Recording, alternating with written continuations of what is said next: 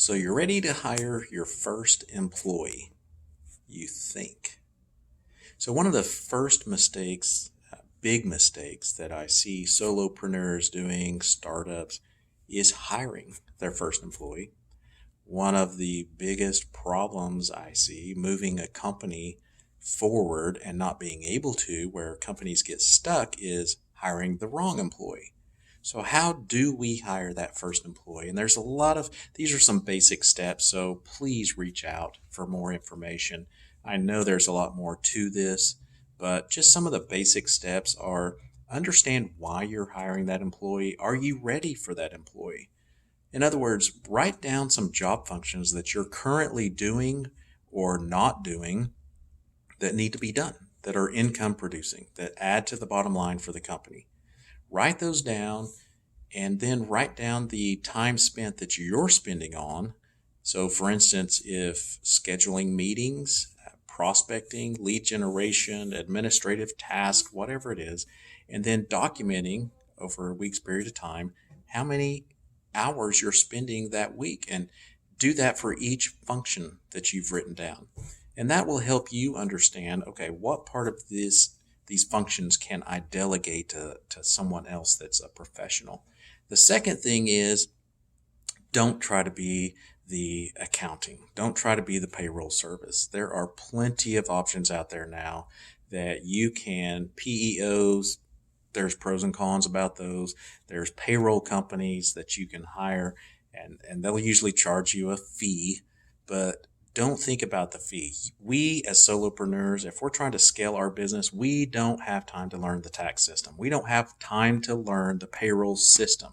You, I promise, are wasting your time. I've tried doing things like this in the past. It doesn't work. You will spend more time and frustration trying to figure out how to do that, even through online platforms like QuickBooks and things. I understand they try to make it as easy as possible, but hire a professional.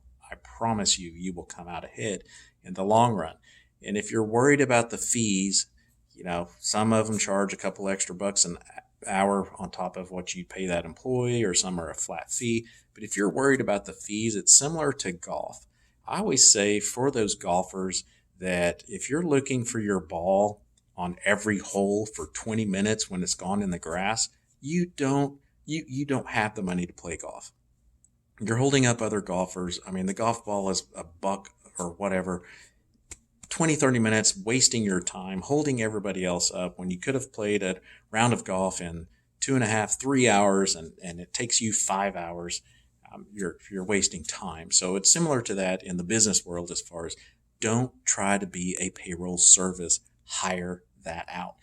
Also, in that step, depending on the payroll service or whatever service that you use for that, some of them provide handbooks, but I would have an onboarding procedure in place, how to get them onboarded, what's expected of them, have some expectations, because many times I see solopreneurs, they hire somebody and they're frustrated 6 months later because all they're doing is trying to find something for that person to do. They've clashed on a lot of issues because they feel like that person's not worth the position. And 9 times out of 10, it's the business owner's fault because we didn't onboard them properly. We didn't set expectations properly. And so we set them up to fail. The first big hurdle, in my opinion, for solopreneurs is hiring the right person. If you hire the right person and you have all the expectations in place, all the procedures in place for that position, what the job functions are, all the duties, if you have all that in place and you hire the right person, you will be 10 times ahead of every other solopreneur. So hiring your first employee is a big commitment. So treat it like it before you just go out and hire anybody. So for more small tips, facts, and tricks, go to michaeldmorrison.com.